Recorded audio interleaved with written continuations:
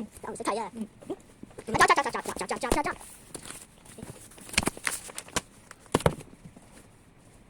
做埋先啦。呢個咧？呢個咩？呢個識得？好呀。做多啲俾我，做多啲俾我睇下。又長。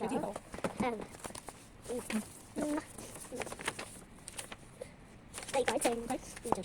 多我嘅，做多我嘅。呢個温查做咗。好。我做多我。呢啲係冇做。哎呀，好料打得好。你講，你講。Thank you，我呢個要得。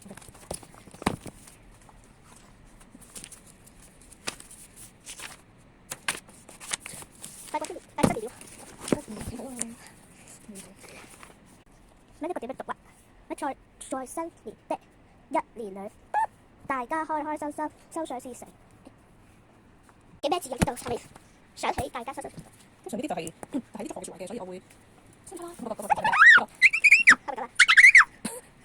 因為講咗啦，嗰啲都學咗呢啲大字嘅，通常話做咩爆曬啲殘蟲，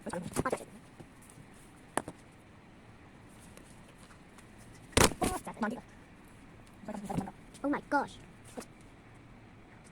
温柔地茶。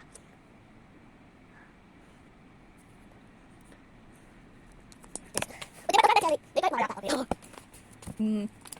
我哋提示你㗎啦，呢啲係祝賀嘅説話，但我哋今日傾新年快樂，快快長大，快快長大，年年長高。邊個係啊？喂，搞錯，你都要諗。睇過篇文章。太貴，我新年了，小玉到外婆家，大掃除，外婆給小玉做年糕，外婆一邊攪麵粉，總之一邊説中國人在春節吃年糕，希望小朋友啦吃了年糕，年年長高。小玉問無好開人，你可唔可以啦？總之做一大個為吃年糕。新年時我要天天吃年糕，快快長大，長大了就給你做年糕。